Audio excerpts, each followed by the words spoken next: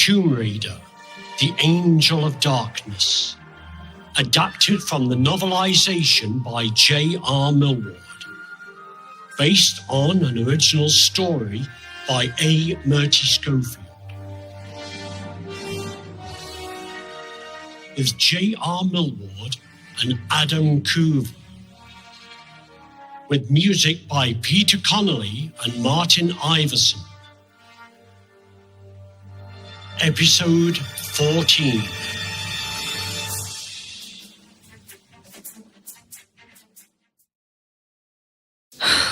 Megalomaniacs are all the same. Want to take over the world and remake it to honor your glory? It couldn't be easier.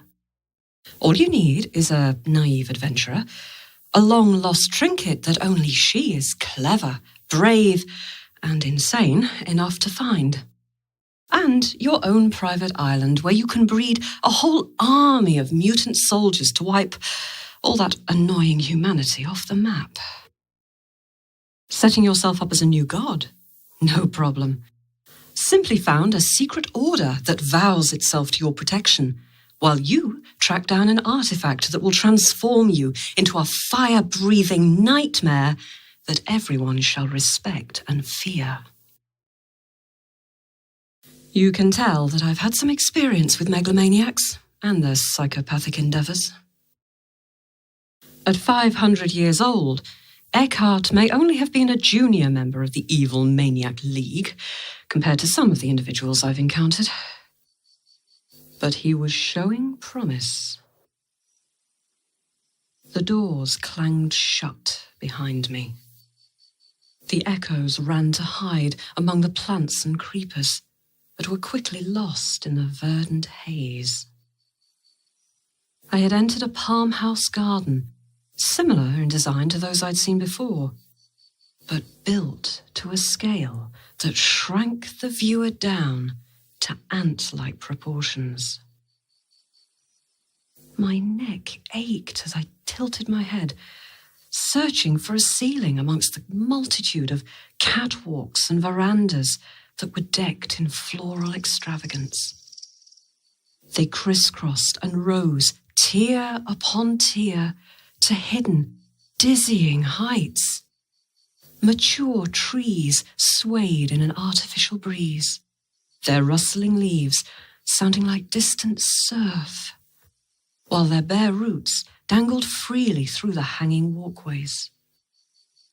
Colossal tree ferns and glossy-leafed bushes crowded and reached over their planting beds like overly eager groupies leaning in for a glimpse of celebrities on the red carpet. Insects and iridescent hummingbirds darted from point to point in explosions of fuchsia pink, emerald, and gold. It was uncomfortably hot. Fingers of mist shrouded the air, cutting visibility down to less than a dozen meters at ground level. Fine cascades drifted in rainbow hues and trickled over stones into mossy dells full of tiny, transparent fish. Honeysuckle and exotic fruits laced every breath with intoxicating perfumes. I wiped stinging sweat from my eyes, forcing down my sudden craving for ripe mango and figs. The pathway before me could have accommodated a couple of shire horses walking abreast, and that eerie not sunlight pulsed down from the invisible ceiling, possibly somewhere in orbit. It took a considerable effort to remember that I was still in Prague, in March, where snowdrifts were piled several feet thick outside. There was no time to waste. Muller had to have alerted security of my presence by now. If there was an exit to this place, I had to find it, quickly. Holstering my Viper, I drew out and unclipped the safeties from the pair of Scorpion X pistols so generously bequeathed to me by Bouchard's assassin. There were too many dank and shady corners for me to feel comfortable using a single gun. The possibility of an ambush was far too high. The room held an oppressive feeling of intimidation that I had to fight to overcome. The reaction, no doubt, that Eckhardt had intentionally wanted to inspire in visitors. Winding my way through the maze of shrubs, I eventually came across an open clearing. Butterflies and bees droned ecstatically. Flowers of every shape, size, and colour overflowed from pots, raised beds, and even from the branches that overhung a velvety lawn. At the garden's far end, marble steps led down into a lake of sluggish, stagnant water that was so deep and so choked with slime that its depths were invisible. No plants grew at its edges, and no insects overflew it. I would have sooner washed my hair with battery acid than risked a swim. The manicured grass suddenly exploded. Clods of earth rained down on where I'd instinctively flung myself under some bushes, when it registered that some idiot was shooting at me. I rolled onto my stomach, looking up through the dappled branches. The dirt 10 inches to my right erupted in a messy cloud as bullets whizzed and pinged. With a snarl, I slid backwards, further into the green gloom, and cocked my guns as I spotted my attacker. He was crouched several meters away behind a ladder to an overhanging catwalk, partially hidden behind a spray of purple bougainvillea. His garb was strange. An all-in-one bodysuit with an opaque helmet, a hazmat, or the Cabal's equivalent. It wasn't bulletproof. I took aim again as he cursed, hopping awkwardly. My first shot had clipped a muscle just above his ankle, without doing any real damage. Cursing, I lined up to draw a bead on his heart for a quick kill. But the plant that reared from the bushes had other ideas. The guard didn't even look up as the shadow descended, but then he was screaming as a barbed tendril the size of a python coiled around his neck and dragged him across the lawn. His fingers gouged long tears in the grass, and his cries were abruptly cut off by the snap of bone. In horror, I watched his body disappear into the scarlet-lipped petals of a titanic flower. The plant's leathery skin, tanned and hairy as that of a kiwi fruit, distended and raised foot-long thorns in a threatening display as it settled back to digest its meal. I managed to get about 4 paces before being sick. Dizziness overcame me, and my head spun from the heat and the cocktail of earthly smells. A powerful stench of rotting meat assaulted me, and my stomach rebelled again. Taken on its own, that attack wasn't even on the top 10 worst things I'd ever seen during my long and sometimes disturbing career. It made my attack of nausea all the more embarrassing.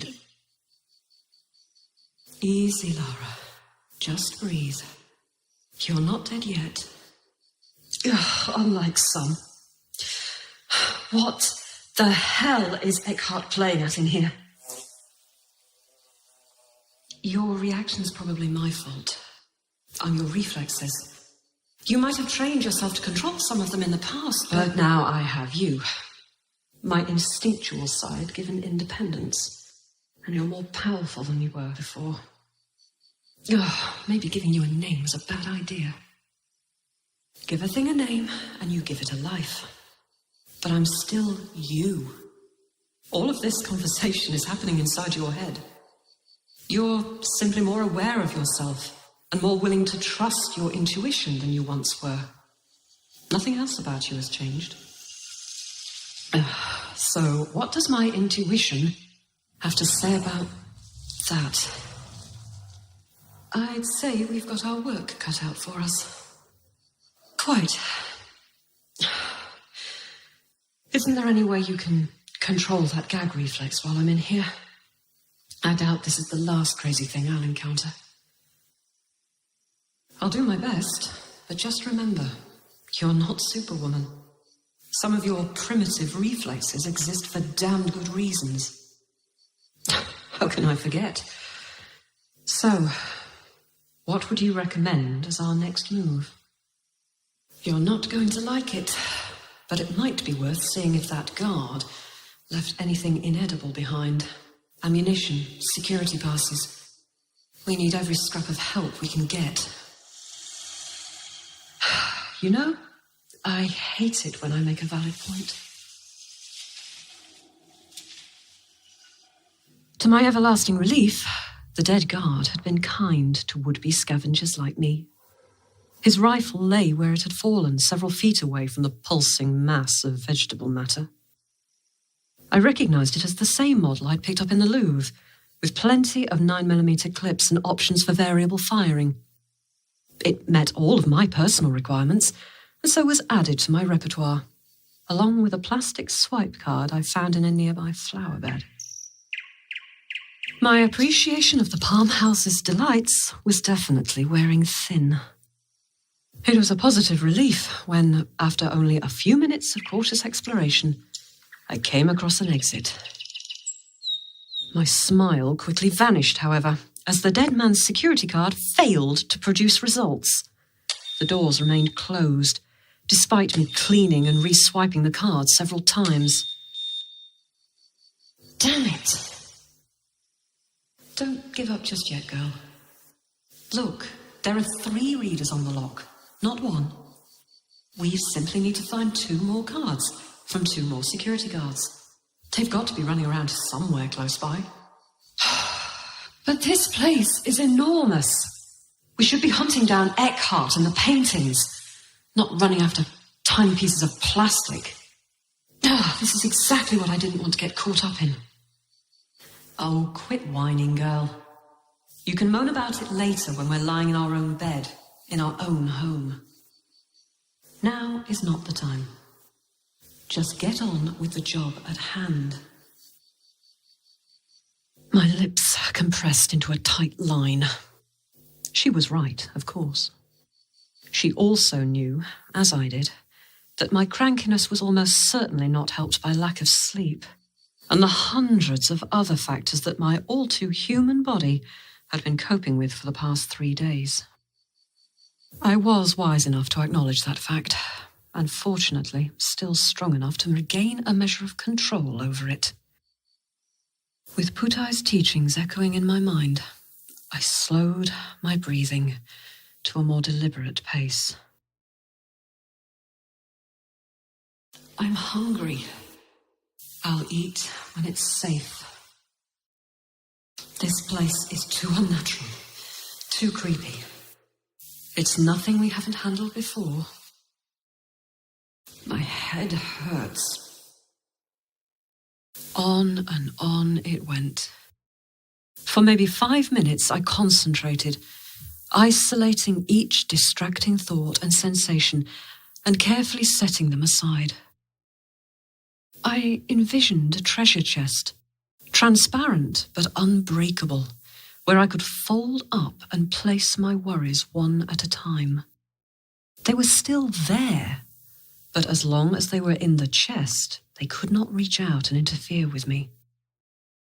I sealed away my hunger and aching muscles, my fatigue and revulsion. Some of the thoughts protested and fought back, but I kept at it until I pictured the chest's lid closing and the key turning in the lock. My mind fell silent, except for the steady sound of my breathing and Maggie's reassuring presence, surrounded by the faint aura of Horus's guardian influence. The distractions were under control. I could have killed for a cup of tea, though. What? Nobody's perfect.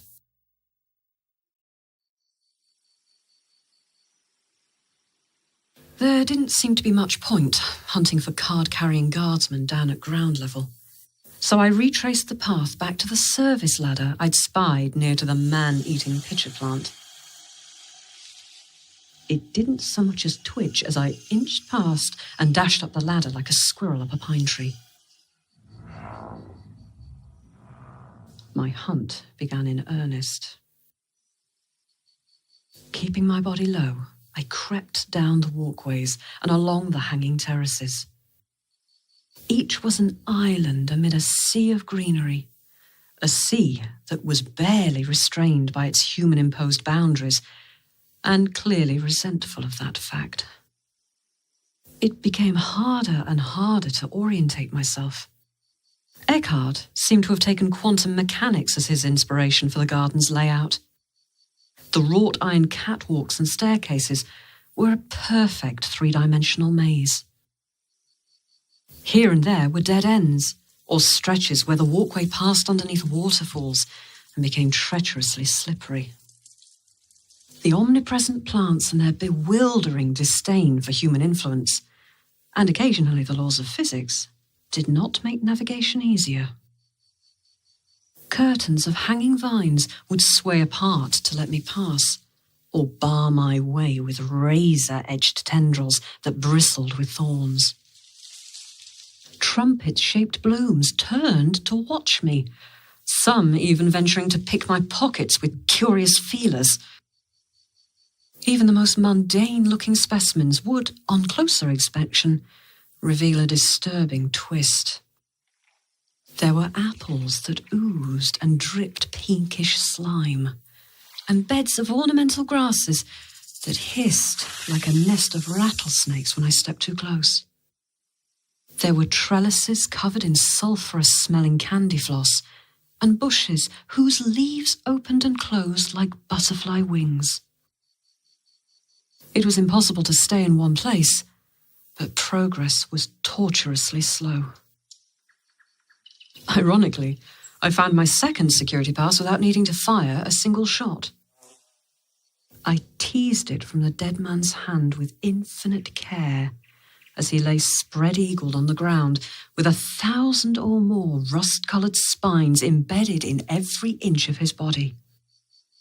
His biohazard suit had been utterly shredded, exposing a face so badly deformed by pain that it seemed to have been carved from driftwood.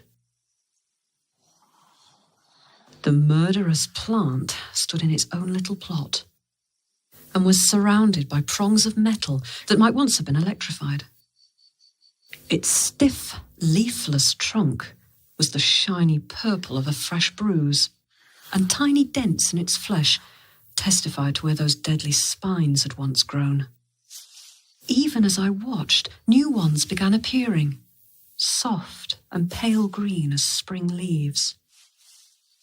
Perhaps turning off the power wasn't such a great idea, I thought, giving the plant a wide berth as I headed for yet another staircase. Without my being conscious of it, Maggie suddenly wrenched on all of my muscles, freezing me in mid-stride. My forward momentum wasn't so easily discouraged. I managed to pivot on the ball of my foot and half slid, half fell behind a mass of tangled passion flowers. Quiet! Do you hear that? Warily, I peered through the concealing leaves. Not 10 meters away, a sweeping balcony rose like an island in the middle of a green ocean and was dotted with desks and computers. A man was sitting at one of them and peered myopically at the screen as his fingers typed a furious rhythm. He wore a pith hat, a grubby shirt, and his jowls trembled with disbelief. No, it can't be. Not the whole creed. Muller! It's chaos out there. Why has the power been cut off? Is this your doing, Muller? No. The power's down everywhere. Look for yourself. Eckhardt's face took on a greenish pallor as he leaned towards the screen. Behind him, another man crept into my field of vision. His manner was so unassuming that, for a few seconds, I didn't even realize he was there. He wore an unremarkable black suit and a silk scarf, the color of old, dried blood. His features were sallow and unmemorable, neither lined with age nor the softness of youth, and his neatly trimmed hair was so blonde as to be almost white. I scanned my memory for Ludwig's dossier and decided he had to be Khuevrr, Eckhardt's right-hand man. Very well. Just control things in the tone for now. Make sure everything is locked down. We don't want anything getting loose. Turning away, Eckhardt leaned on the balcony railings, glaring straight in my direction. I drew back into the shadow of the leaves, my mouth suddenly dry. It's under control, Master Eckhardt. The dome is locked down. Emergency systems online. We have a problem down in the sanatorium. We all turned to the sound of footsteps. A woman skidded to a halt behind Eckhardt, all but falling to her knees before the Cabal. Her raven-black hair was cut in a simple bob, but could not hide the puckered scars that ran in a circle from forehead to chin, stretching her skin tightly across the underlying bones. Even from my hiding place, I could see her eyes were badly bloodshot. Tears streaked her mascara and mingled with her running nose. Her blood-stained surgical smock sought to cover a body as rail-thin as her voice, and her chest rose and fell with the effort to hold back sobs. Her hands, clad in elbow-length PVC gloves, shook uncontrollably.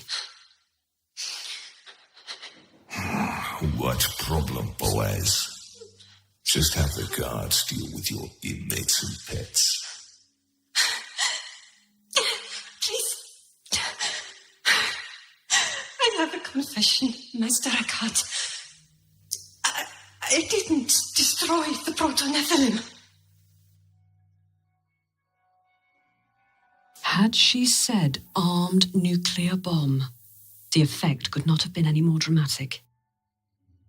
Gunderson's head snapped up, and his gaze darkened with something between rage and abhorrence. Muller fell back in his chair with a whimper, his face draining to fish-belly grey. Khuevrr only narrowed his eyes and glanced from the weeping female straight to his master. Yep, he's the right hand of the Cabal, all right. The Proto? You're kidding, right, Boaz? It's broken loose. I have to supervise this personally.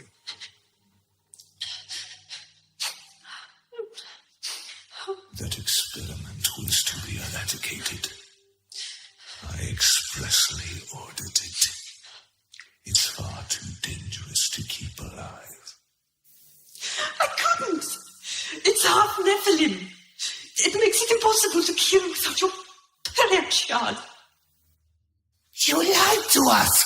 Boaz, how could you? The Proto? I thought that there would be another way, but it's useless. Only a shard will do it. You've ignored my orders for the last time, Boaz. Muller, I need to borrow one of your creations. No, please.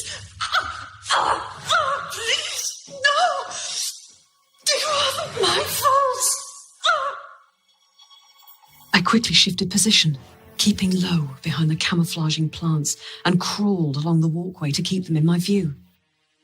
The others were all gathered at the top of the stairs, Muller whimpering, clasping and wringing his hands, while Carell stood with arms folded, his expression as transparent as granite.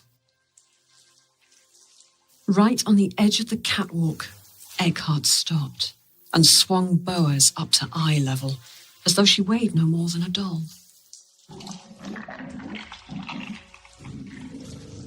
A foul stench rose from the depths.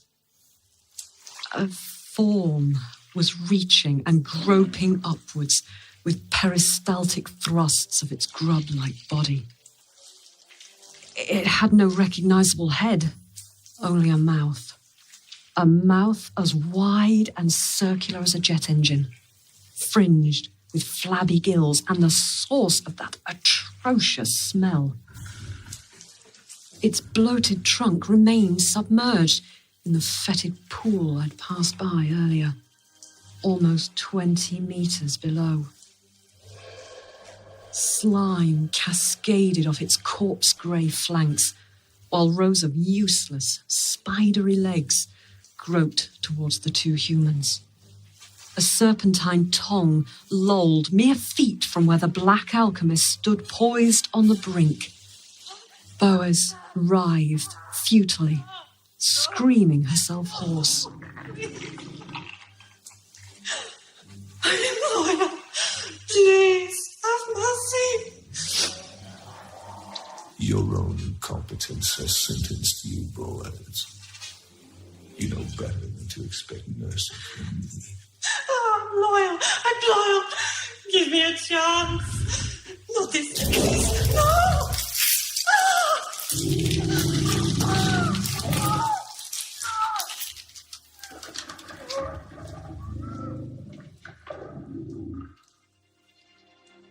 I will be obeyed.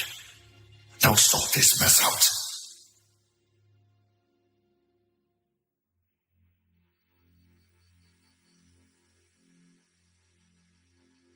Now, aren't you glad you asked me to control those gag reflexes?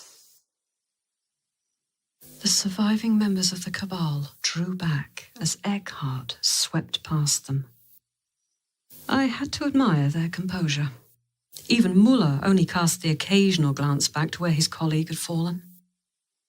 Perhaps you couldn't serve as a member of Eckhardt's inner circle without developing some immunity to his methods.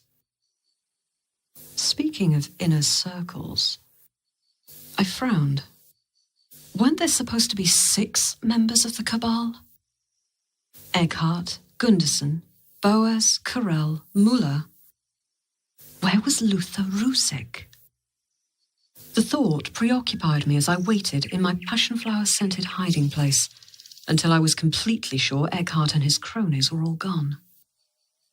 Ludwig's dossier hadn't exactly been awash with information, but I would have recognized the person in the photograph from a mile away. I hadn't seen hide nor hair of Rusek's skeletally thin figure since entering the Strahov, and yet Ludwig had insisted he was here. Irritated, I shook my head. I couldn't afford to get sidetracked. Guns in hand, I stole further into the mesmeric greenery. Hang in there, girl. Only one more pass to go, and there, right ahead of you. The guard, nearly invisible behind a tangle of vines, went down without even knowing what killed him. Speechless, I lowered my guns. I had no recollection of having raised them. Don't mention it. Ah, right. My instincts. Atta girl. It's when you remember that you're a survivor that you're at your best. Shoot first, ask questions later. Is that our motto now? I knew he was there, and I knew he wasn't friendly. Don't confuse yourself or me with some trigger-happy infant. I rolled the corpse onto its back and spotted Maggie's justification. The bullet had entered squarely between his eyes, killing him instantly. In comparison to some of his colleagues, he'd been lucky. I see your point. Quite. I'm glad we've clarified that we know what we're doing.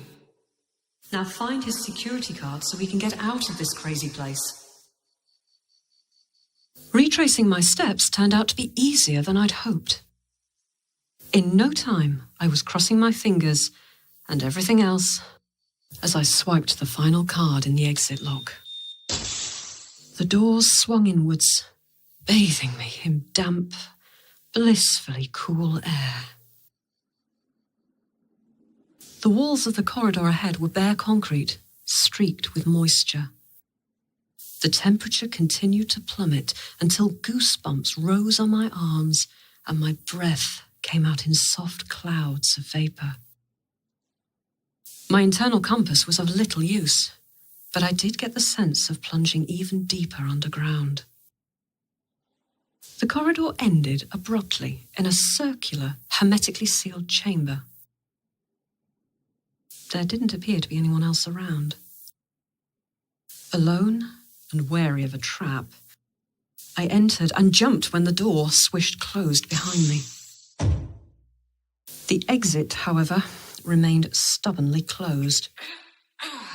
I pressed the release, swiped all my security cards, and even banged on it with my fists. Oh, for God's sake, open up! I jumped back in sudden alarm. My mysterious stalker grinned at me through the bulletproof glass. You really have made a mess of things, haven't you? Who for? The stalker who stole my painting? What do you want with the painting? Who are you? Maybe I'll explain later, Miss Croft. But for now, I have to go and turn the power back on. Leaving me here, I take it? You've caused enough problems over the last few days. Safer for everyone if you stay in one place for a while.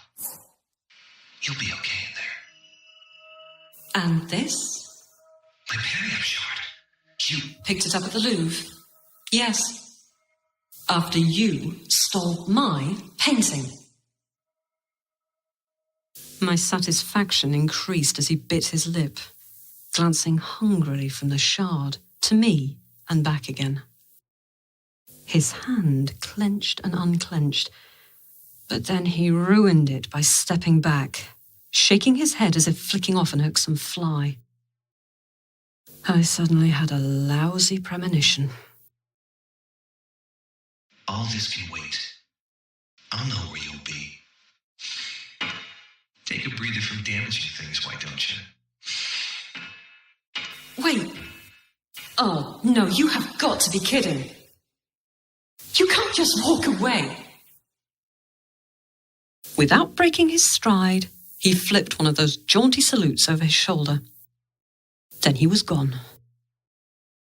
I lashed out and kicked the door frame. In hindsight, not the wisest move. It hurt my foot a lot more than it hurt the door. Fuming, I sank down onto the steel-panelled floor, with nothing in the world to do but wait. Stupid, cowardly, American, of all the bloody cheek. Men.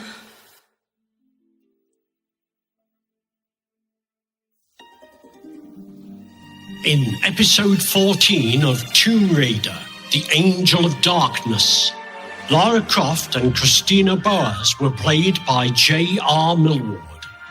Dr. Grant Muller, Marten Gunderson, Pieter Van Eckhardt, and the Mysterious Stalker were played by Adamm Khuevrr. Written and adapted by J.R. Milward. Based on an original story by A. Murti Schofield.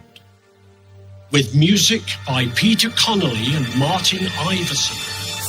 Additional sound effects courtesy of www.freesfx.co.uk, the BBC, and the YouTube Audio Library.